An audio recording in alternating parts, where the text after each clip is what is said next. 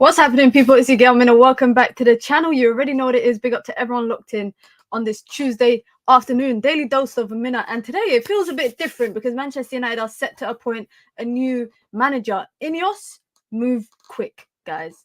INEOS, move quick. Within 30 hours or so, I want to say 24 hours, but it wasn't. But within 36 hours, I'll say, it's gone from departing ways with Erik ten Hag, finding the manager that they want, apparently, and then obviously approaching and coming to terms with Sporting to pay the release clause to bring him in.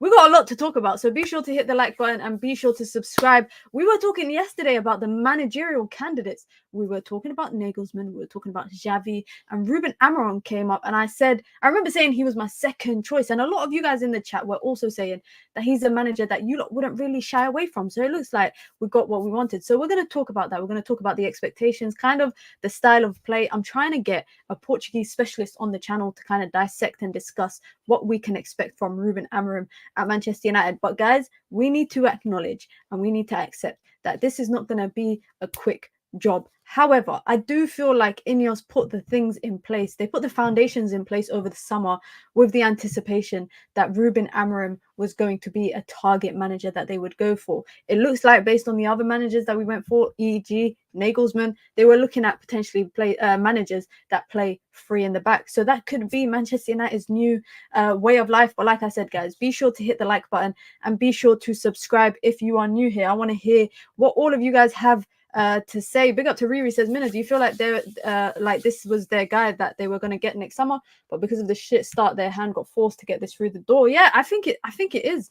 I think when you look at, and I'm going to get into it in detail, but you look at what INEOS, and I guess hindsight, guys, is a thing, right? Because you look at what INEOS did in the summer in terms of the transfer window, and all kind of roads lead to an appointment like Ruben Amorim. Like, I could have question marks about his tactical side of stuff, but I was watching Sporting 2 summers ago. If you lot don't believe me, you can go drag up tweets of me watching Sporting. And at the time, Mateus Nunes was there. This was just before he left to go to Wolves. And I remember thinking, all right, they are pretty. This is a pretty decent side. He is known to tick quite a few boxes, I think, for INEOS. I think you look at the academy side or the young players side, ticks that. You look at the flexibility side of the tactical part of his game, ticks that. I think you look at the personality and the charisma, ticks that. I see a lot of people kind of talking about the English that he speaks very good English. What do you guys expect, guys? He's Portuguese. I think a lot of European people speak English. Maybe that's just my that's me being ignorant, but most people I've come across, I got friends that are from Spain, that are from Belgium, etc. They speak relatively good English. So I guess that was another thing for concern, because it's not only about, you know, the ability to speak English, but it's also about the ability to kind of get your point across without coming against ignorant or arrogant, etc., etc. So I think all those points Amorim ticks, and we're going to discuss that a bit deeper. Big up to Emir, says, are you happy with Ruben Amorim as the next manager of Manchester United? Let me know below. I don't know, guys. I'm happy, because also I do think that this was their guy, or one of the guys that they wanted, and their hand was just forced a bit sooner. Like Riri said, Amorim in for Sunday, get in. He could be announced as Manchester United manager tonight. Do you know how mental that is, guys? That's 36 hours turnaround time. That's crazy. But listen, let's get into it, man. Let's get into it. But first, actually, let's start with this. Let's start with Ruud van Nistelrooy, because Jason Burt at The Telegraph has reported that it's potentially on the horizon for Ruud van Nistelrooy to leave Manchester United once a new head coach is appointed. Now, again, this is just speculation, but I can equally say that a lot of reporters did not know Ruben Amorim was the guy. A lot of people were going down the Xavi route, the Nagelsmann route. I don't know if you lot remember, but 2 weeks ago, we were being told that, you know, Manchester United flew for secret meetings with in Barcelona, and they flew to Barcelona multiple times. This whole time they're meeting with Ruben Amorim.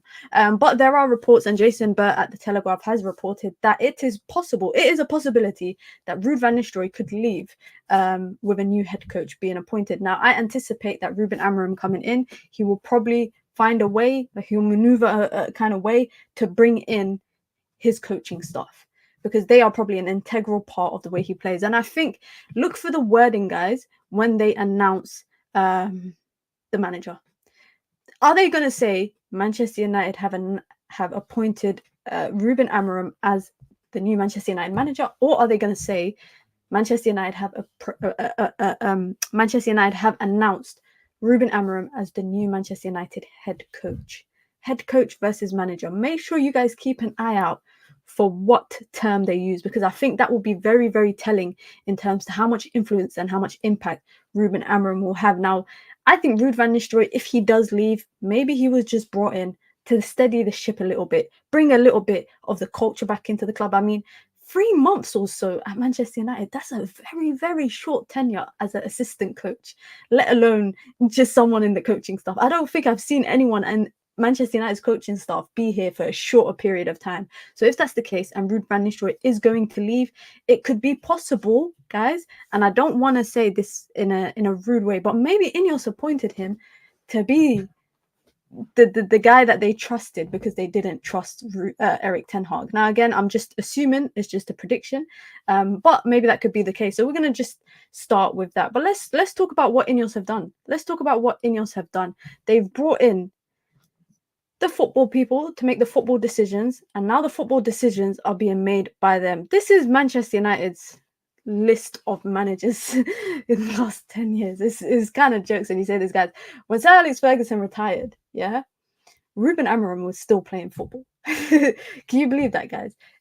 Furthermore, Ruben Amorim played against Manchester United multiple times when Sir Alex Ferguson was coming to the latter stages of his career as a manager at the club. Erik ten Hag is just another one that kind of bites the dust. And unfortunately, a lot of the squad that Erik ten Hag has left behind has his fingerprints on it. So Ruben Amorim and Manchester United are going to be tasked with this job, I guess, to make use of what they have available right now before Amorim can really get the players in that he wants for his system. And we're going to talk about his style of play. We're going to talk about his tactical side and some things that stand out to me, which is actually a breath of fresh air. And like I said, I'm going to try and get a Portuguese specialist onto the channel to speak about it. But here's what we know. Here is what we know. Manchester United are set to pay.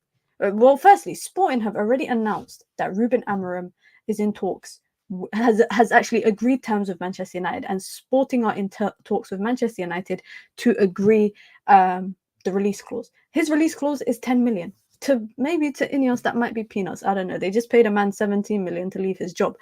8 million pounds, 10 million euros. That is what they're going to pay for him. Now, Sporting are playing tonight. If any of you guys want to go ahead and watch, Sporting are playing, I think at 8 o'clock, they're playing in league, in their local cup. So if you want to watch the final game of Sporting under Ruben Amorim to get a better understanding of what Manchester United could be getting themselves into, then I encourage you to go and watch that. I'm no kind of specialist when it comes to Portuguese football, but I think I have my fair share of understanding Ruben Amorim, how Man United can benefit from him as a manager, and where I think Man United will find some holes that they will need to address. Now, one thing we know, and it's in the title of this video, back free. Man United could be going down a lifestyle of back free football. It'll be interesting to see what players kind of fit that system, because right now Manchester United don't have the best crop of defenders to pick from. Let's be honest. They've got Matthias de Ligt, they've got Lenny Yoro waiting to come in. Obviously they've got Licha, but then they've got Victor Lindelof, they've got Harry Maguire. That's not really screaming back free caliber players to me. Now, if you go back and look at data, for example, that suggests how Sporting played traditionally under Ruben Amorim, in Europe, guys, out of 125 clubs, and you can find this, I found it in an article on Sky, you lot can go and find it there. Big up to Saeed for the raid, big up to everyone coming through from Saeed's channel. But if you go and look at these articles, guys, Sporting are in the top 5 in Europe when it comes to average position of their back line. They're in the top 5, right? Ruben Amorim will have Manchester United possibly playing a lot more advanced up the pitch. I definitely think he will do that. Now, Manchester United are not traditionally a team that play back free. Nor was Chelsea before what's his name came in, Tommy T. Nor was they. A back free is not necessarily, I don't think it's the worst thing I definitely do not think it's the worst thing. I think the most important thing is having the profile of players that fit that. And again, I said hindsight is a thing. And a lot of this time, I guess on this video, we're going to be reflecting on the summer, because now we know why reports were coming out in the summer that was adamant. It was adamant that Manchester United were going to sign 3 centre-backs, and they wanted Branthwaite, they wanted Euro, and they wanted Matthias de Ligt. Do you guys remember that, taking it back 3-4 months ago when Manchester United were getting active in the summer transfer window? It was adamant that they would sign 3 centre-backs. And those names that Man United were linked to, we signed de Ligt, we signed Lenny Euro, Jared Branthwaite was the one that they didn't sign. Those are all players that can play in a system like this. So I feel like, and let me know if you lot think I'm reaching. If you don't agree, let me know. I feel like the foundations were being laid in the summer for eventually, not Ruben Amorim specifically, but a manager of his kind of caliber to come in at the end of the season. But I think their hand was forced, And I also think the plan was to appoint a manager by this point of the season. And the reason why I'm saying that, I'm looking back at the Spurs game. And do you guys think, again, hindsight, guys, do you guys think, had they sacked Erik ten Hag after the Spurs game, everyone would have accused INEOS of being reactionary? Like, I feel like at this point when they sacked him, it wasn't a reactionary. It just needed to be done at that point. Whereas after the Spurs game, I think the pressure might have ramped up a little bit on INEOS, because people might have accused them of being too reactionary early into the season, even though I feel like that would have been the best part. That would have been the best time to kind of part ways with him, because it didn't, like, they gambled on him for a couple more games and it didn't get any better. But people might have thought they would have been reactionary. Now, I've seen people saying this got Omar Barada written on it. I've seen people saying this is Dan Ashworth and Jason Wilcox. Now, reports are suggesting that Jason Wilcox, Omar Barada, and Dan Ashworth have been part of this. Omar Barada and Dan Ashworth are reportedly in Portugal right now to get this done, to get this over the line.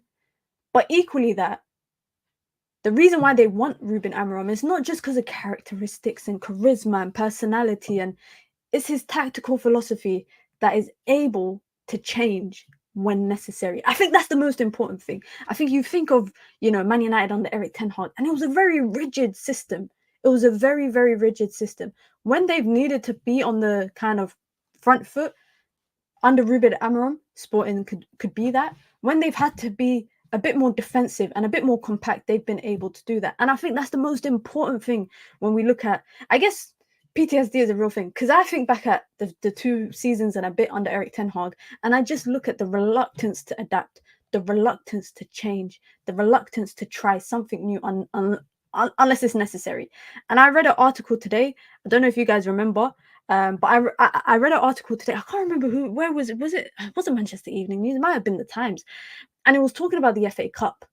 And it was talking about the FA Cup and how Erik ten Hag apparently, and this is again just reports that we can go off of, but it was reported that Erik ten Hag wanted to go toe-to-toe with Manchester City, and Darren Fletcher and another member of the coaching staff said maybe it might be better to go a bit more compact and a bit more defensive and just basically hit City on the counter-attack in the FA Cup final. And that's what they did. Had Manchester United gone down the route that Erik ten Hag wanted, we might have seen a completely kind of different result. I think they were profiling a more modern day centre-back we see nowadays, tall, athletic, mobile centre-backs that have diverse defending ability. We had Maguire, Lindy, Evans, Shaw there at times. And you look at that kind of description, tall, athletic, mobile centre-backs. Does Lisandro Martinez fit that description? And that's a question to you guys, because I'm already seeing this kind of who's going to stay, who's going to go, next summer, who's going to be part of the clear out. And I'm looking at Leach a little bit, and I'm thinking, okay, Leach is good on the ball. That is one quality that will help him, and he will go very far with that at Manchester United. But you look at all the other parts, and the aggressive, he's aggressive. But is he responsible in his aggression? You look at the tall, the athletic. Unfortunately, I hate to have to mention that, but you look at all of that and think, does he kind of fit into that kind of system or that kind of type of football? Of course, right now, guys, we're just clutching at straws, when it comes to what is Ruben Amorim gonna do at Manchester? Like, we're clutching at straws. We are just trying to predict. Nobody knows. We don't know. But it's very intriguing to me when you look at, you know, the traditionally the kind of centre backs he's had at Sporting, and most importantly, the kind of centre backs that Manchester United have gone for. And that leads me to my next point: youth. I think, you know, and again, it's funny because it sounds like a broken record, guys, because this is what we were all saying before Erik ten Hag came into Manchester United. We were talking about the youth, we were talking about front foot football, we were talking about possession, we were talking about pressing, we were talking about being able to pass out from the back, etc., etc. But I really do think Ruben Amorim will be a part of that because, again, like I said, hindsight is a thing. And I'm looking at the way Man United pushed in the summer transfer window to get these three particular players in. 3 young talents into the academy, and you look at what Amorim did at Sporting, and not just his ability to, you know, use young players and kind of bring them through into the first team, but also to sell them on for profit. Like, if you look at the players that have been sold by Sporting over the last couple of years, there's some very particular names, that there's some specific names that you lot will see in there that will ring a couple of bells for you guys. I think the appointment or the involvement of bringing in Samuel Lasal, bringing in Seko Kone, bringing in Chido Obi Martin, I think these are players that we are going to see. And I said it on Saeed's channel. And like I said, big up to Saeed for the raid. I said it on Saeed's channel. I think these are 3 players we will see in the summer, part of pre-season, but equally so, I wouldn't be surprised if we see them into the latter stages of the season in and around the first team. Maybe not playing, and maybe not on the bench, maybe not starting, but they will be in and around the first team to get to grips with the atmosphere and the environment. I think that is the most important thing.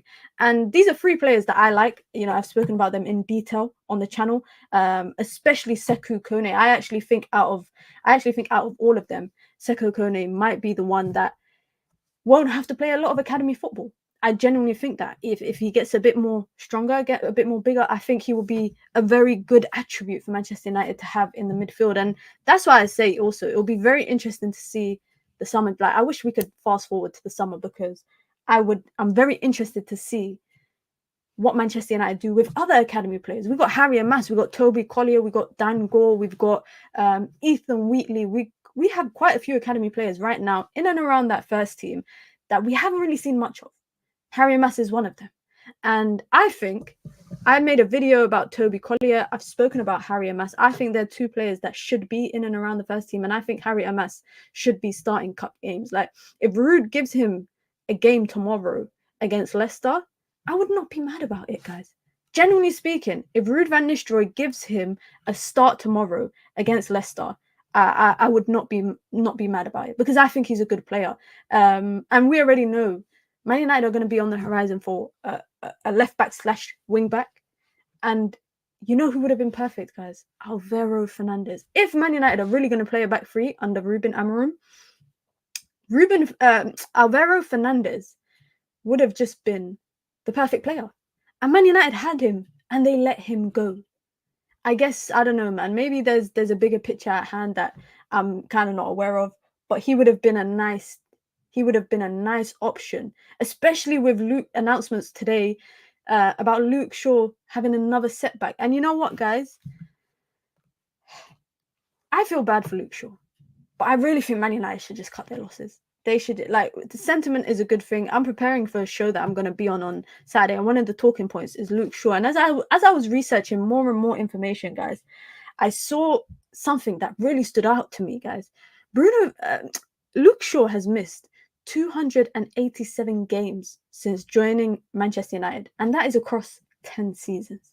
And for some context, Bruno has played 246 games in less than half of those seasons. So imagine that. For me, I always say it, your best ability is availability. And Bruno Fernandes has been here since January 2020 and has played 247 or 46 games. And in that 10-year period of being at Manchester United, Luke Shaw has missed near enough to the same numbers that Bruno has played. For me, that kind of says enough. That kind of says enough. Shaw has got more than enough patience with his injuries. It's time to go. I think it's, unfortunate, can I say, with Luke Shaw. I really think it's unfortunate. But the more I read about him and the more that I look into his time at Manchester United, he's already missed He missed last season 38 games. This season, he's already missed half of that. Can you believe that? He's already missed half of those games. So I think if he continues kind of at it this season, he will miss a record number of games. Now, of course, the record number was 60-something that he missed when he broke his leg. He missed the entirety of the season. But since he's joined Manchester United, I think 3 out of 10 seasons, he's missed 30-plus games. And I think like 6 out of 10, he's missed more than 15 games.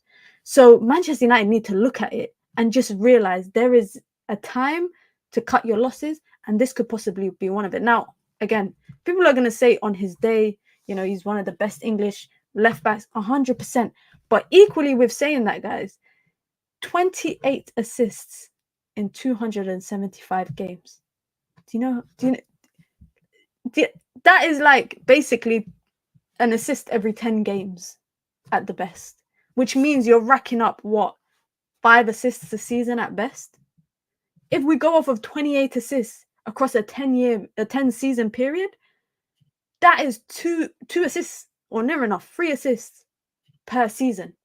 And that is not good enough. I don't care about how much Marcus Rashford benefits from having an overlapping left back, etc. Man United need to move away from this idea of sentiment and attachment and loyalty. It's football. It's a job. You keep it moving. And other players were under the same scrutiny for injuries. Raphael Varane, injured. And you know what? Look at Raphael Varane. He had to withdraw from Como FC. He had to leave Como FC and get his contract terminated because of, how bad his injuries are. Anthony Martial, another player that fans have criticized so much about injuries. If a player is not available on a consistent basis, I think that's just taking up a seat in the dressing room. That could be, it can be replaced. And like I said, Luke Shaw, on his day, a good player, but we can't wait around for players on their good day. So when Man United will kind of bring Ruben Amorim in and across the summer period, or once they get to the summer period, I'm really intrigued to see what they do in the transfer window. Let's get DeMarco for Amorim. DeMarco would be a good signing. I don't know if he would come. That's why it's so important for Amorim to come in, kind of steady the ship, and just get us close and close to top 4. I'm not saying Ruben Amorim has to get us top 4, but he needs to get us closer to top 4. If Manchester United can win the Europa League, even better. Even better. But my expectation, and this is a question to you guys, what is your expectation for Ruben Amorim once he comes in? Say he comes in, I don't know, because he's coaching tonight. He's got a game tonight. He could be announced as Manchester United manager tonight, tomorrow morning. There's no guarantee he'll be in the dugout for the Chelsea game, but he'll be here in the next week, yeah? Do you guys think it's reasonable for me to say he needs to come in, steady the ship, and just claw back the points to get back towards top 6? If you can win the Europa League, I would really appreciate that, because that means Champions League football. And with Champions League football, Manchester United can attract the best players in Europe. They can easily attract the best players in Europe, for me anyways.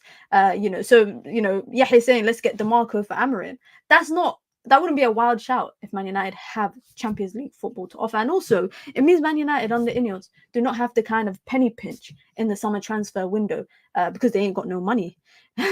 Everybody keeps saying this. Give me Gikerez, yeah?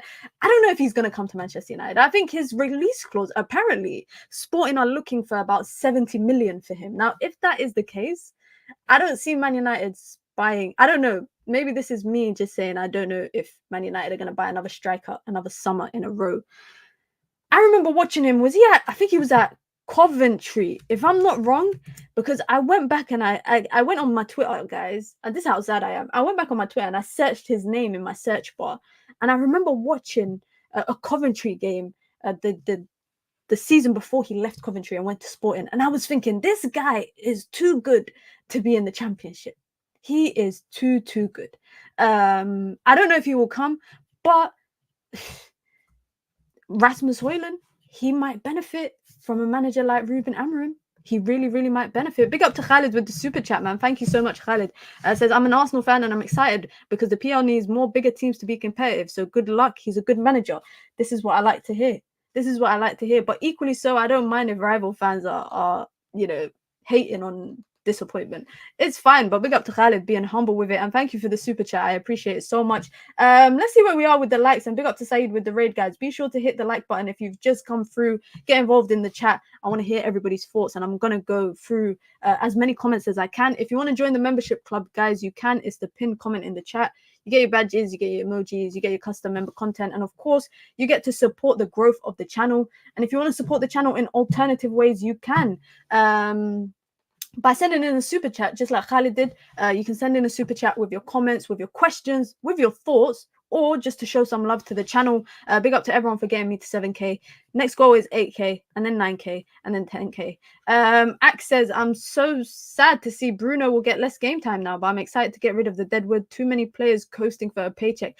What does it mean that Bruno will get less playing time? There's no guarantee about who's going to get less playing time or who's going to get more playing time. Like there is no information, I think, to go off of just yet. Big up to Uthman, says, Mina, what are we saying? I'm alive. Best birthday gift ever. Happy birthday to Uthman. What a birthday present to have. The last time I remember getting a gift, I remember on Eid, it was announced United were signing RVP. And I remember that was I think it was RVP or Pogba. I think it might have even been both. It might have even been both at different points. I remember being so gassed on Eid with that news. Big up to OJ, says, honestly, I just hope he doesn't come here and tell us he can't play the system he played at Sporting. Guys, you know what is, just quickly, please, I just can't look past this, guys. This guy was playing football when United were wearing Aeon kits. That's not a long time ago. That's not a long time ago, because I still got these kits. It's really funny how perspective is a thing, because I was looking back, obviously looking into Ruben Amorim, and I'm looking back, I'm thinking 2016 you retired from football. That's 2016 to me is like, if you said to me 2016, I'll say, yeah, that's 5 years ago. That is literally 5 years ago. He played against Evra, Ji-sung Park. He played against Johnny Evans, who he's now going to come in and coach. He's played with Victor Lindelof at Benfica as well. It's so funny. And also, he's going to be the youngest ever manager of Manchester United, ever. 39 years old, guys. He's a bit older than me, but he's the same age as some of my siblings. He's the same age as some of my siblings. I'm older than... Imagine being older than the man. You know what? It's so funny, guys. Just sidetrack quickly. But I'm at an age now where I'm older than most footballers. And when I was younger, obviously, all the footballers were older than me. So it's funny how you look at life sometimes, because I'll be saying, yeah, this footballer's old, man. He can't handle it anymore. Get him out. These times, he's not that different to me. We're practically the same age. Football fan 365 says, Amorim is a Portuguese Conte. Enjoy some boring counter-attacking football. Is peak for United. Big up to Sully with the super chat, man. Thank you so much, Sully. Jazakallah khair. I appreciate it. Says, welcome, Ruben Felipe Amorim. However, no matter what, he cannot abandon his style like Eric did. And Rashi is a big snake. Let's keep it 100. What has Rashford done? What has Rashford done to be called a snake? He's younger than me, says Riri. Yeah, he's young. I'm the same age as him. He's a few months older. Yeah, he's like a month older than one of my siblings. So this guy's young. Like, he's actually young. And it's just funny when you see pictures like this, that kind of puts it a little bit into perspective, I think, for us. When we see pictures like this and we see how young he is. And of course, you know, as a football coach, you know, it's same as football. Like, it's the same as being on the football pitch. If you're good enough, it don't matter how old you are. Like, there's no kind of thing. I think people expect managers to look like Ancelotti and be in their 50s and their 60s. No. And also, I saw a picture, but I remember it at the time of him visiting Manchester United. I remember him visiting Manchester United to visit Jose Mourinho, and I seen that picture kind of circling around a little bit as well. And I'm seeing, and this is funny because I feel like a lot. And then obviously the decision. How does it make you feel? Just Him speaking English is what people had doubts about. I like it because he's fair most of the times. I know that there's like a lot Ronaldo. of problems sometimes because it's a hard decision. Actually sounds like But Ronaldo, like I guys. said, I didn't see the footage, so for me it was very good. For Antonio Conte, it was very bad. So it's football, but for me it's a good tool to improve football. So for the fans, sometimes it's not so good, but I think it's fair. Obrigado, thank you. I think a lot of people have been worried about whether he can speak English or not. I think that's I don't know why that's even a conversation. As if a lot of people in Europe do speak English. But what can we expect in terms of shape? What can we think about in terms of shape when it comes to under Ruben Amorim? 3-4-3. That is going to be the way of football, guys. I think under Ruben Amorim at Manchester United. He plays in a 3-4-3, and when they're defending, this is Sporting, by the way. So when they're defending, they would defend in a back five, a 5-2-3, which means the wing backs would drop to make a 5. 2 centre mids would come compact, and the 3 forwards. It's not like having wide players. Man United might not have Marcus Rashford and Amad Diallo playing wide, hugging the touchlines. They might be a lot more central in that little half space between the wide sides and the 10, and having the traditional 9 up top. That is what we could expect to see. Now, I saw a report on Sky Sports. There's a lot of good stuff that you lot can go out and read, go out and watch. There's a great video on the coach's voice if you want to. There's a good video on The Athletic if you want that as well. There's good tactical analysis on Opta if you want to kind of get some insight into the way that Ruben Amorim kind of sets up at Sporting and what could be on the horizon for Manchester United. But what could be on the horizon is Manchester United have some technical players, and he likes that. So that could be one asset. And I think about Man United signing Joshua Zirkzee. I think about United signing Manuel Ugarte, 2 players that we haven't seen much of under Eric Ten Hag. I think we might see some of under Ruben Amorim. I think these are players that he might like, especially Manuel Ugarte, because he had him at Sporting. And that's another player that he kind of worked with and developed. One thing that I'm so refreshed to hear about in terms of Ruben Amorim and going forward, he's not really keen on long balls. So we could possibly, guys, say bye to Onana just kicking it long, to Diogo Dalot making a diagonal run every single time. We could say goodbye to that, which is, alhamdulillah, thank God, because I'm sick and tired of that. But equally so, Sporting under Amorim had a more direct kind of passing strategy. And most of that was through short passes. That's the most important thing. But like I said, the one thing that stuck out for me the most is their backline. And this is why I said the backline is going to be the most important thing for this. Because if the backline is intact, if the backline is near enough to perfect, there is no kind of limit, I think, to what Manchester United can do with Amorim. Can I just say that? Now, over last season, or since last season, can I say, in the entirety of Europe, Sporting was number 4, guys. Number 4 in the highest defensive line. So, i.e. the how far the team starts upfield when they're defending. They were 4th. Who is above that? Manchester City number 1, Benfica number 2, Porto number 3, and then Sporting number 4. Now, high line for life. We might be joining Ange and them guys with the high line. We might be joining them. But equally so, you could say that it could be because of the league. Because, I'm looking at that and I'm thinking, how many teams in there play in England? Well, only 3. Actually, 3. So, yeah, Manchester, there's no reason why Manchester United can't do it.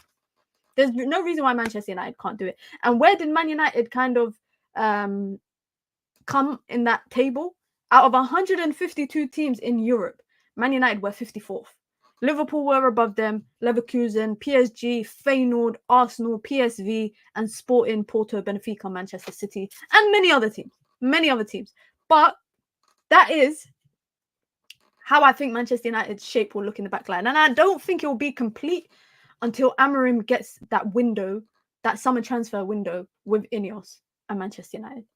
That's it. Because, I think Lenny Yoro will be a good asset. And I think Matthias de Ligt will be a good asset. I actually think coming in the summer, and this also makes sense as to why we were kind of briefed that Manchester United were looking at a left back in the window or a left wing back. We were seeing Denzel Dumfries links. We were seeing Alphonso Davies links. It's very obvious that there is some particular positions that will need to be enhanced for the starter, i.e. someone that's going to start in that role. I look at Nazim Mazraoui and Diogo Dalot. if those are our two right wing back options, you know what? I don't think I'll be too mad about it, guys. Both players that are good on the ball, both players that are good going forward. I don't know defensively if Manchester United will have a little lapse there, but maybe we could go get Frimpong. Let me not get too ahead of myself. Alvaro return. I mean, that's another player that we were linked to, guys. That was another player that I don't know if you remember in the last month or so. We've been saying that we've been seeing reports of Manchester United still tracking Alvaro Fernandez and keeping an eye on him. Another potential wing back. Big up to Khalid with the super chat, man. Thank you so much. Says, for this to work, who needs to go in your opinion? This is interesting, guys. Who do you think has to go? Because I can't judge it based on it's very difficult for me to judge who needs to go based on the appointment of Amorim if I haven't seen them yet play under him. Now, there's some players that I know need to leave regardless. I know, for example, Anthony needs to go regardless. I think whether it was Amorim coming in, whether it was the flipping Nagels, whoever comes in, I think Anthony has to go. I think Victor Lindelof has to go. I think Christian Eriksen might be one that needs to go. But there's the names that pop up frequently, I think, that the fan base tends to be torn on, which is Luke Shaw, Bruno Fernandes, Mason Mount, Marcus Rashford. I think those 4 names people tend to be torn on. And I'm not going to lie, Rashford and Bruno is the one that I'm torn on the most, because I look at both of them and I think, well, who's going to work in Amorim's system and who's not? Who could be the one that Manchester United could sell for the most profit, that could be able, that they could use that money to reinvest in the summer transfer window?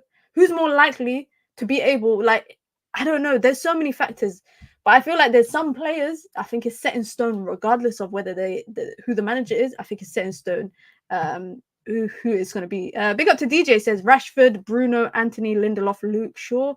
Damn, Bruno and Rashford. Ridwan says Shaw, Lindelof, Anthony, Maguire, Evans, Eriksen will be out. I agree. I think those are similar names. King says Mason Mount is the first one.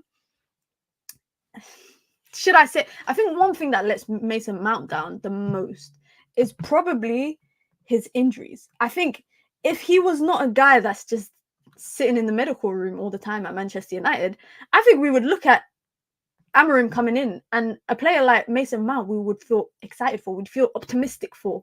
We could think, okay, this is a guy that could work in the system. But because he's unable to be fit, I think there's a lot of people don't have the patience for it anymore. I think fans have been patient for so long with Luke Shaw.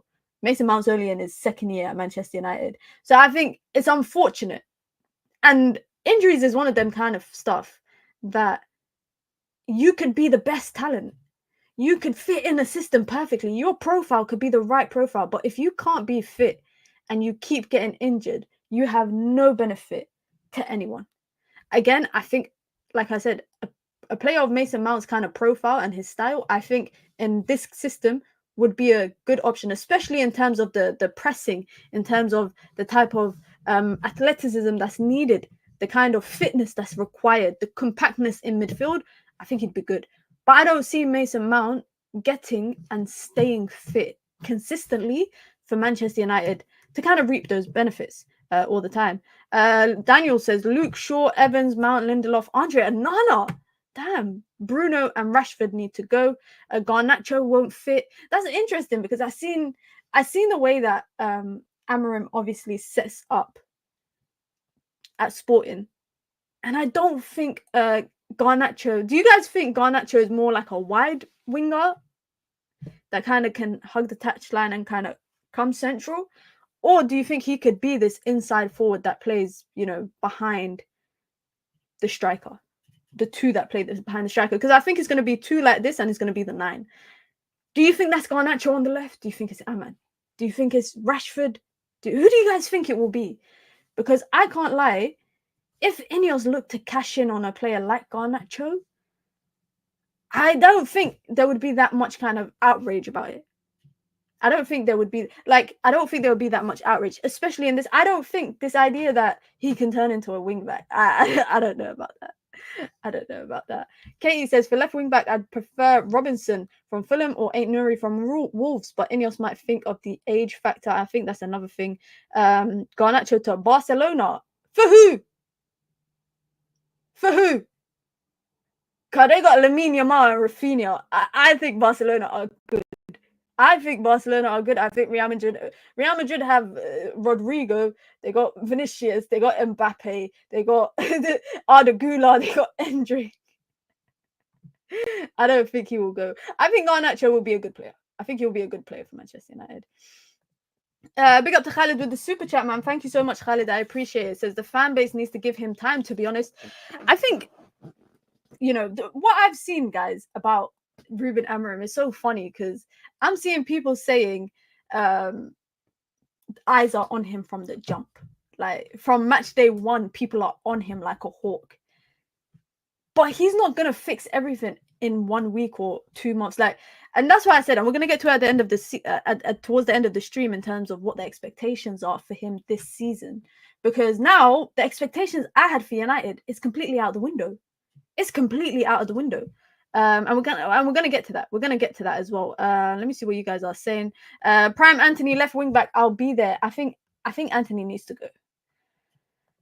This is about Garnacho. He's more of an inside forward, but he can't finish. Garnacho is an inside forward. He cannot cross at all. Anna says Bruno should be there and will be there regardless of you guys. Yeah. I feel like Ahmad will play more central, hopefully like Trincao. I really like Trincao. He's really, really good. I think also what's going to be important for Amorim is kind of like a midfielder. Like, you know what I mean? Like, I know this sounds stupid, but an engine. Man United are gonna need someone like Mateus Nunes. I'm not saying Man United should go and buy Mateus Nunes, but they're gonna need a player of Mateus Nunes's kind of profile for a comfortable midfield. And this all makes sense as to why United were adamant they were gonna sign Ugarte. They were not walking away from that deal, guys. They were not looking to walk away from that deal. So that makes sense as to why they signed him. And yeah, Eric Ten Hag may not have liked him, but that also makes sense for me as to why they were happy to walk away or let Scott McTominay walk away, despite the fact that Eric Ten Hag didn't want him. And this is why I said, guys, when Scott McTominay was leaving, I said on stream, I said, they don't care what Eric Ten Hag wants. They don't care. They are doing what they think is best for the profile that they are trying to build at Manchester United. Because Eric Ten Hag came out in his next press conference basically crying about Scott McTominay leaving and how much he loved him and how much he wanted to keep him. But the owners or the executives made it clear that a decision had to be made and they had to let him go. For me, that was kind of point proven that INEOS did not intend to take anything from Eric Ten Hag. Big up to Daniel. Hope you're doing well, Daniel. Says, hopefully Toby Collier and Harry Amas get more minutes to play under Ruud and Amorim. Listen, tomorrow, when this guy walks out, I was about to put up Sir Jim Ratcliffe. When this guy walks out tomorrow, leading Manchester United, out, could be the only time he does it. I want to see I want to see a good team. Like, I want to see I want to see the players that I've been wanting to see play. I want to see Harry Amas at left back. There was a kid that played left back during preseason that I really, really liked. I can't remember what his name was, but we never saw him again. I actually think he left. If you guys know who I'm talking about, mixed race guy, he was like Murray. There you go, Sam Murray. Did he leave Manchester United? Did he leave? No, he's still at Man United. I really liked him during the preseason. He was really good. Of course, that's not me saying that he's worthy of playing right now, but I want Ruud to see. Maybe it was a ball boy. No, it wasn't a ball boy. He's with the under-21s. But tomorrow, when Man United play against Leicester, it's the Carabao Cup, and I anticipate Leicester might slightly rotate because it's a midweek game. But I would like some rotation that we haven't really been privy to see, like, unfortunately. And because of that, we can't really judge some players. Murray was better than Amas. I actually said that in the summer, I remember. But also, I feel like, I don't know, I feel like preseason is a difficult thing to judge academy players on, because players could look really good in preseason and be crap during the season. But I think that, I feel like the physical side of being a left back, I think Sam Murray was ahead of that. I think he was ahead of Harry Amas. But I also think Harry Amas has got qualities, especially technical qualities, that you can't really coach into young players, and definitely not at this stage. For me, the most important thing is just letting players get some time on the pitch tomorrow. That's it. Maybe the younger players, the Colliers. I saw Dan Gore is still he's still on Man United's squad list. I forgot about him. I forgot about him. But Toby Collier, Harry Amas, I just want to see a bit of playing time for them. I think, like I said, the younger players like Obi Martin, like that what's that guy called? Ibragimov. Sorry, I might have butchered his name. The guy whose brother is an MMA fighter as well, or he's a UFC fighter or something like that. But him, Shia Lacey, all these guys, I'm excited to see them come to the first team. I'm very, very excited to see them come to the first team. But realistically, right now, the players that are there, like Amas, Collier, etc., should get an opportunity to. Yeah, there you go. Ibragimov. I always pronounce it wrong. I might buy his shirt just because his surname is near enough the same as mine. So I actually might do that. Did you see the Maresca comments on Sancho? Fabrizio posted it 20 minutes ago. Brother, we're not here to talk about Sancho. We're not here to talk about Sancho. I don't want to be mean or anything, but yeah, we're not here to talk about Sancho. But this guy, let's talk about this guy. Let's talk about a player that Man United do have, and how he will fit into Amorim's system, guys. A part of me thinks it's slightly criminal that Garnacho has hit 100 goals, 100 games at Manchester United. Just generally, Ahmad hasn't even touched 100 career games. Do you know how funny that is? It will be really interesting to see kind of how Garnacho not develops actually, because he's not a point at I don't think he's at a point of developing right now at Manchester United.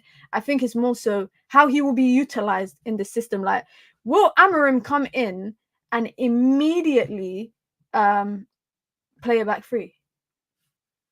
That's what I want to know. What do you guys think Amorim will come in and immediately play a back three? Thus, certain players we're going to be looking at thinking, where do you now fit in? Because Man United don't have the quality, I think, yet to play wing backs.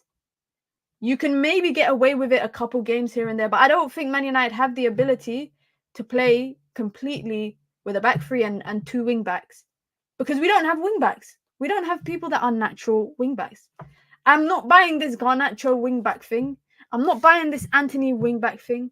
I'm not buying this Ahmad wing back thing. I've even seen someone say Marcus Rashford should be a wing back, or should play as a wing-back under Ruben Amorim. For me, a player like Marcus Rashford needs to be as close to the goal as possible if Man United are going to keep him.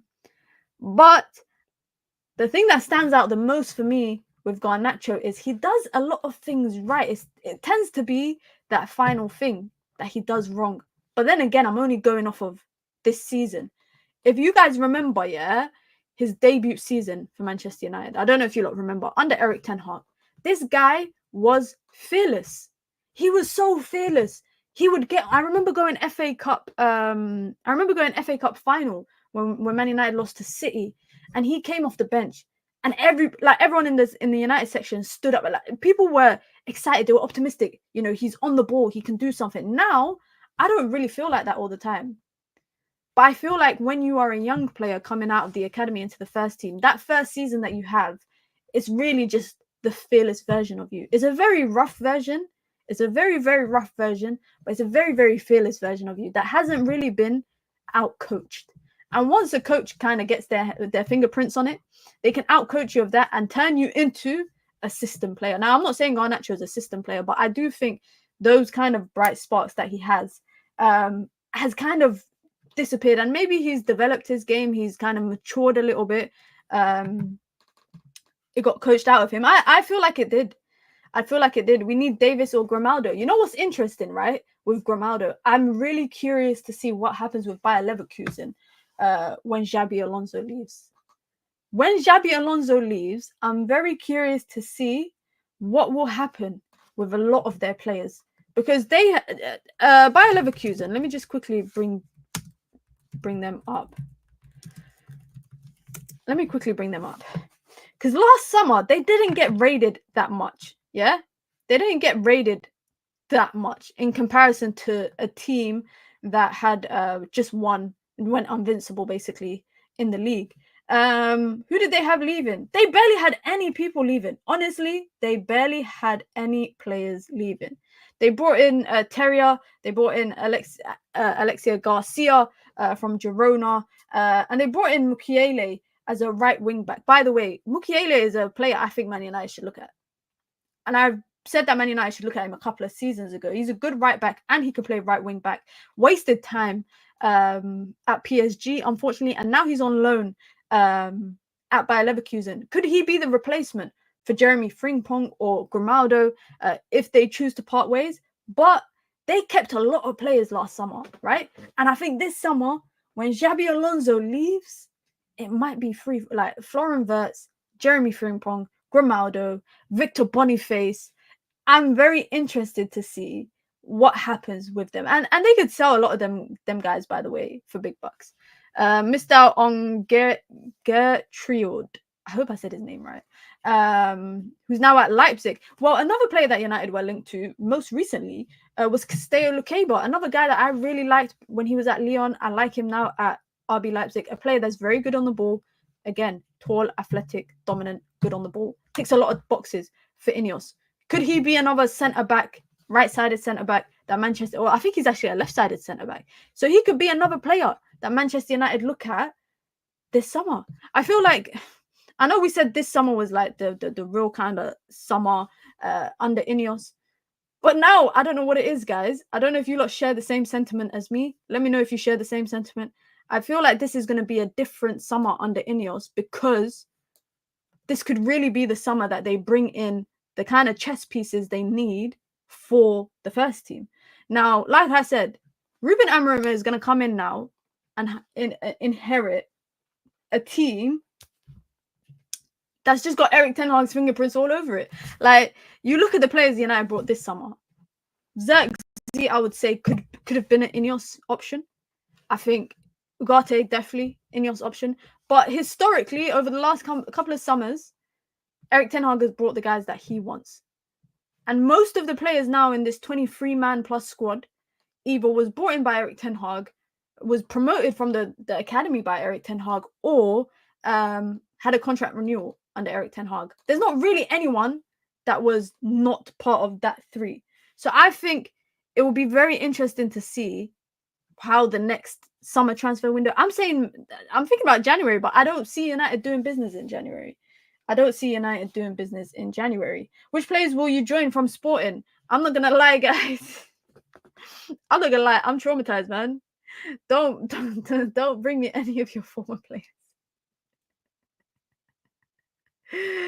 Maybe it's just my opinion, but don't bring me any of your former players. I don't want to see it. I don't want to see it. Trauma. It's too much trauma. The PTSD is real, legit. It's real.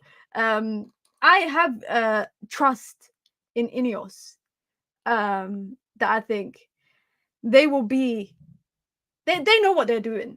INEOS, Manchester United's footballing minds, footballing execs, whatever you want to call it, they know what they're doing. Summer transfer, they knew what they're doing. I mean, the only thing I look at with a question mark is obviously keeping Erik ten Hag, but I'm sure there was reasons underlying it. That dossier that the Athletic are going to drop this week, guys, which kind of goes into details about the sacking of Erik ten Hag and the appointment of Ruben Amorim, that detailed dossier is going to be amazing. I can't wait to read it. I know them man at the Athletic, Laurie Whitwell, and that they're already working on it. Big up to Khalid as well. Says, keep up the great work, even if you're a rival fan, man. Much love. I appreciate it. Sully says, Ghana will make everyone that doubt him eat their words. There's barely any money in January. He just got a coach with what he's got. Exactly. The thing is, guys, and this leads me to kind of the final point. What are your expectations from Amorim? What is your expectations from him for the season? Because coming in less than midway, it's about 1/3 of it into the season. I guess November will really be his first time as Manchester United coach. So he's got November, December, January, February, March, April, May. That's like 6 months. Yeah, it's about 6-7 months. My expectation is to come in, steady the ship, create a culture of good vibes. Like, I just want a positive culture in the team, whether it's within the players, within the dressing room. Of course, we are only privy to leaks. We don't know what actually goes on in Carrington. But come in, steady the ship. Have United just have me enjoying, and fans have us enjoying watching United again. But equally so, I want to see little kind of fingerprints of his on the team in games. I want to be able to identify. It doesn't have to be completely throughout the entire 90 minutes, but I want to see something that I can put my finger on and I can identify that, okay, this looks like it's the manager's doing. This looks like something that the manager has put thought and implemented it. That's what I want to see, because I'm not going to say, oh, wait until summer for a style of play. Right now, we just need to coast it. No, because the season is still salvageable. The season is still salvageable. Man United can't win the league, but they can definitely still finish in top 6. They can't. Maybe maybe top 4 is out of reach, and you know the Cities, the Liverpools, the Arsenals, and that last person there, it might be tough. But United can still win Europa League. They just need to start winning games. That's it. They need to just start winning games, and that is my expectation from Ruben Amorim. Will that be the case? We don't know, but I'm willing to, you know, wait it out and be able to watch it. I think the most important thing is that I think we need to get rid of this toxicity. The only ticket to UCL is Europa, 100%. Top 5 to 7, salvage our dignity in Europe, sustainability and consistency. I agree. Gamer TV says, I don't know how Amorim does. He's starting something new. His new season starts next year. I don't care if he loses multiple games. I'd rather that and have him implement his things, and we can build on it next season. Tualumba says, these players will throw him under the bus. The senior Starboy players, you know who I mean. The guys, the hate that, I don't know, man. The hate that Rashford gets is crazy, man. Blitz says, is Ruud leaving? All we know really about Ruud van Nistelrooy is that it's potential. It could be the case that he leaves, but there's nothing cemented in terms of information or in terms of news. There's nothing kind of cemented, unfortunately. And once we know more, I'm sure we will find out, because this kind of news has been quick. Like, Man United sacked Erik ten Hag at midday yesterday. Man United sacked him at midday. By 4 p.m. today, I think it was, or 3 p.m., whenever it was. By 3 p.m., Amorim was getting the here we go from Fabrizio Romano. I'm not saying that. I'm just saying that when there's information to be known, I feel like the right reporters will kind of know it. Does that make sense? Let me see what else you guys are saying in the chat. INEOS seem like they've been cooking this Amorim deal in the background. I just think they didn't expect Erik ten Hag to mash things up this badly that quickly. I agree. I feel like their contingency plan. Was kind of keep ten Hag for the season, Amorim coming at the end of the year. Because also, I think Amorim is going to be hated by Sporting fans. Do you think Sporting fans are going to hate him, guys? Because he said, I saw a video from last summer. Or the end of the season, sorry, of him saying basically we're gonna win back-to-back titles, and now Sporting fans are thinking, bro, like, you just up and left us in November. So I really want to know how Sporting fans feel about this, because also this ain't a good look, because if you lot remember back in March or April, he was linked to the Liverpool and the West Ham job. He flew out from Lisbon and came to London on a private jet to meet with West Ham, and they ended up going with a different manager, and Liverpool walked away from him and said, you know what, bun you, because you're talking to other clubs. We're going to go to another manager. And they signed, they went and picked Arne Slot. And then he went back to Sporting and said, hey, I'm back. So I want to know how Sporting fans feel about it, because obviously he's clearly been looking at that jump to the Premier League. I mean, if he's willing to interview for the West Ham role, it's clear that he just wants to come to the league. But is it even confirmed that he'll join ASAP? I really thought he'd lift the trophy with Sporting first. I don't think he will be there long enough to lift the trophy with Sporting this season. From what we know, and we don't know nothing, guys. We actually don't know nothing about when he's going to be appointed. I've seen Mike Keegan saying that he won't be appointed until the end of November. I've seen other reports suggesting his announcement is imminent. We do not know. We actually don't know. But what we do know is, and I could probably I'm not going to say I'm going to bet on it because I don't bet.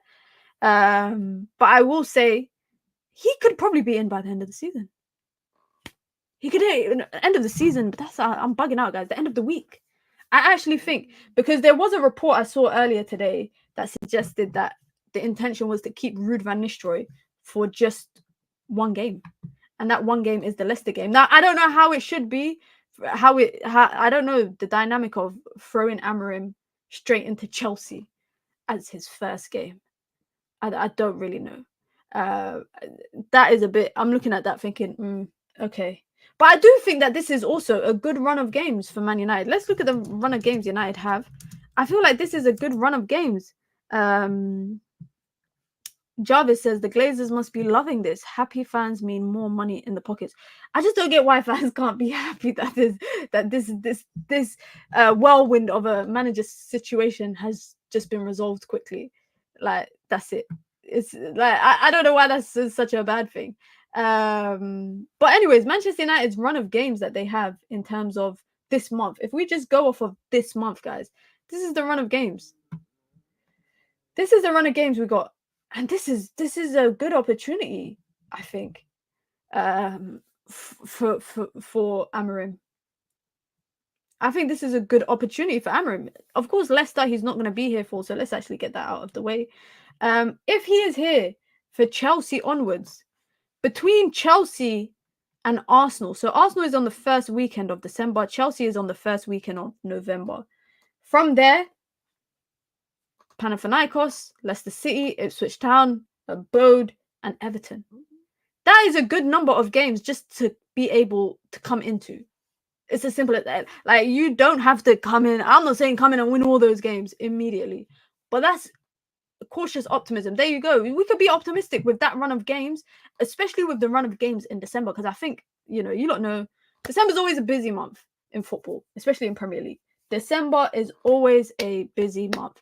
And if it's a new manager, and you know how people like to attribute, things to new manager bounce, etc. But by then, for me, at least then, by the time it gets to the Emirates on the first weekend of December, Manchester United will be in a better position than they were a month and a half ago. What time is the match tomorrow? It's at 7:45. It's at 7:45 kickoff. So in December, look at the run of games that Man United got. They got Arsenal away, Forest at home, Victoria Pleasant. Then this run of games is ridiculous because it's a game every 3 days. You lot know that's how it is. That's how it is in the Premier League come Christmas time. But they got Manchester City, Bournemouth, Wolves, Newcastle, Liverpool. That is ridiculous. From the middle of December, that is a hectic kind of run of games that Manchester United have. But this is what life's going to be like. This is what life is going to be like. Ruben Amorim, Man United got a manager that got hair. But that's all I have to say. Felipe Diaz, Portuguese football expert on Amorim, says he's the best manager Portugal have produced since Mourinho. He's not at the top of Portuguese football. He is the top. Don't do this to me, guys. Don't do this to me. I'm not going to get gassed. I'm still going to be cautious, but I'm going to be optimistic, like it was said in the chat. We're going to be cautious, but we are still going to be optimistic and just look ahead. Like, not that long ago, guys, we were talking about the season being over. Like, we were talking about the season being over. And now we're talking about, you know what, maybe we can salvage something from the season. Do people not want us to be happy? That's it. And when was the last time Man United had a young manager? Well, he's the youngest manager that Man United have ever had. 39 years old, guys. He was born in 1985. Yeah? 1985. Let's talk about all the things that have happened. Let's go on Google and say what has happened since 1985. What has happened since 1985? Because I can tell you what happened in my life since 1985. A lot has happened. Let's see. Let's see what has happened since 1985. There was many significant events happened in 1985. The World Wide Web began. Scientists started working on that. The fall of the Berlin Wall happened then. The first ever Live Aid concert happened.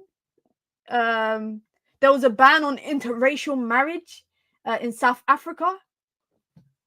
Oh, wait, no. Yeah, that's a lot of stuff, guys, that has happened since then.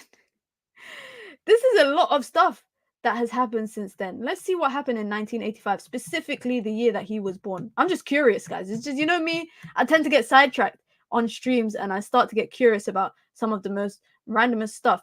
The end of a military leadership in Brazil, the end of the 82 Lebanon War. Damn. Quite a lot happened in the 80s. Damn. Guys, a lot has happened. Thanks, Minna, for the relentless support, Amorim. I was born in 86. So some of you guys are the same age as Ruben Amorim. At the day that I become the same age as a Man United manager, guys, that's when I might lose it. South Africa hadn't been given independence from Britain. Thriller by Michael Jackson just came out. What? When Amorim was born, his parents were listening to Michael Jackson in the background. It's crazy when you put it into perspective like that, guys. When you put things into perspective, that's when you realize, raw. But like I said, age is a null factor.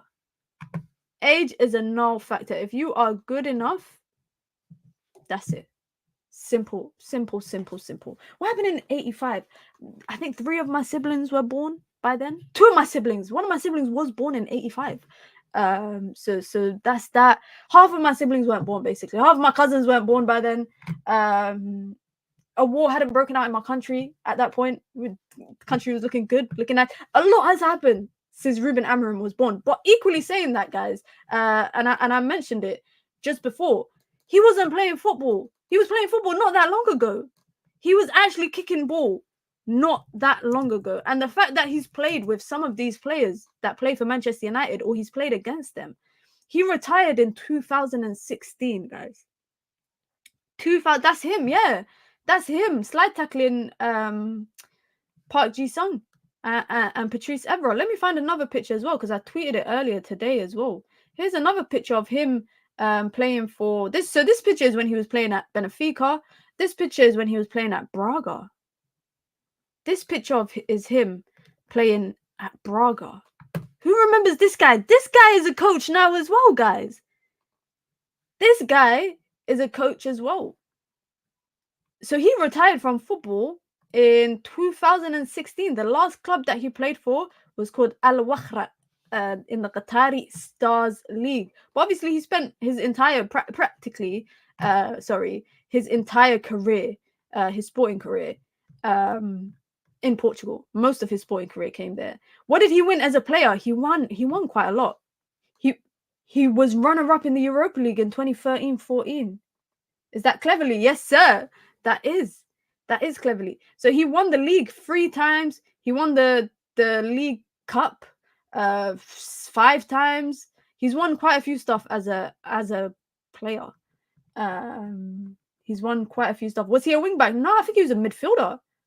He was, yeah, he played mainly as a midfielder during his time at Benfica, Braga, etc., etc. He played with Pablo Aimar for Benfica. Yeah, he did. When Man United drew, I think, 2-2 with Benfica quite some time ago.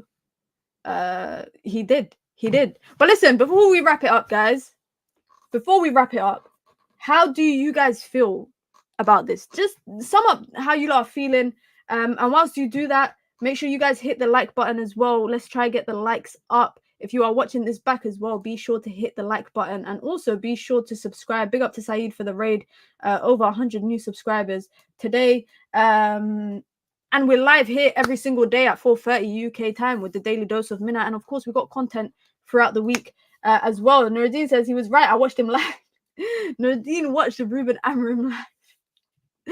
To be honest, why am I acting like I was young when Amorim was playing football? I was not young. When Amorim was playing football less than 10 or so years ago, I was definitely old enough to be going to United games. So let me not act up. But yeah, make sure you hit the like button, guys. Be sure to subscribe. If you want to join the membership club, you can. It's the pinned comment in the chat. You get your badges, you get your emojis, you get your custom member content. And of course, you get to support the growth of the channel. And if you want to support the... Damn, one of my pictures just fell down. If you want to support the channel in other ways, because you can see, guys, I need to fix that picture on my wall.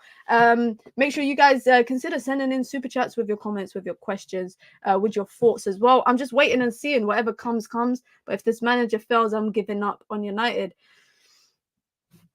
Crazy Eddie says, I have my pen and notepad marked with 12 weeks. If I can't see it, he's got to go. Damn, what? What? 12 weeks? Only 12 weeks? That's 12 weeks is what, 3 months? That is so harsh. That is so harsh. That is honestly so harsh. But we'll see how it goes. I'm excited to see. It's a new era. It's a new dawn. I know we kind of, was it the Eric Ten Hag picture that fell down? What makes you think I got a picture of Ten Hag in my studio? What makes you think I got a picture of Ten Hag in my studio? That's the question. If I see the red flags early, I'm jumping ship. I do feel like there's going to be a kind of, I feel like the fan base is going to be a clear part of the fan base that are going to be very critical of him. And then there's going to be a side of the fan base that are going to be very supportive of him. I don't think it's going to be like Ten Hag, where everybody was supportive of Ten Hag immediately. Like, do you not remember when Ten Hag came in, you know, when April, May, it was announced that he was coming in, everybody was on the Ten Hag wagon. Everybody was like, let's go, Eric Ten Hag. It's a new era. It's a new dawn. But this time around, I don't really feel like it. I don't feel like everybody is in that kind of same bracket, if that makes sense. In 12 weeks, if it ain't going right, bring out the youngsters and drop the flops. 3 years. I think he's going to get a 3-year contract. We don't know how long his contract is going to be, but all we know is, what do we know? We know that they're going to pay his 10 million release clause, 10 million euros, which is about 8 million or so. And we also know that he could be available for Manchester United within the week. But we don't know how long he's going to be appointed for. I don't want a six-year contract. I'm not going to lie. I don't want a 6-year contract like Enzo Maresca got at Chelsea, but equally so, I don't want a 2-year contract. I think 3 years is the perfect. I think 3 years is the perfect part. I feel like it's not too much and it's not too little. You can't expect. By the way, guys, when did Omar Barada say they're predicting they're working for Man United to win the league? Did they say 2028 season?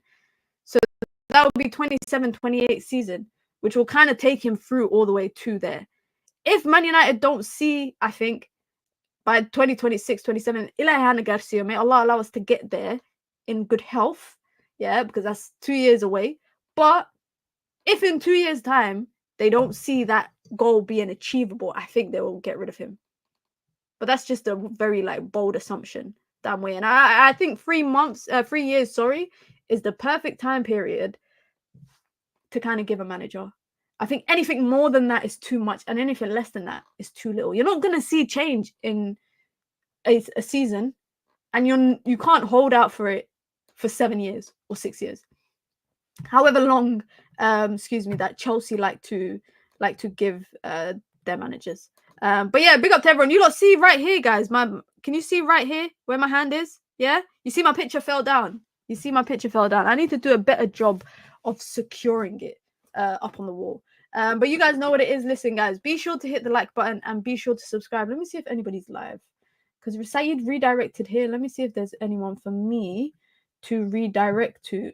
No, there isn't. No one's live. No one is live right now. Maybe I don't subscribe to enough people. Saeed is not live.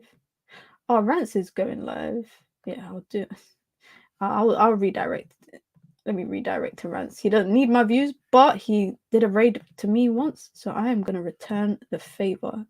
So make sure you lot go through, show some love, and hit the like button, guys. We'll be back. You lot know the kind of routine here on the channel. Daily dose of Minna every single day, 4:30 p.m.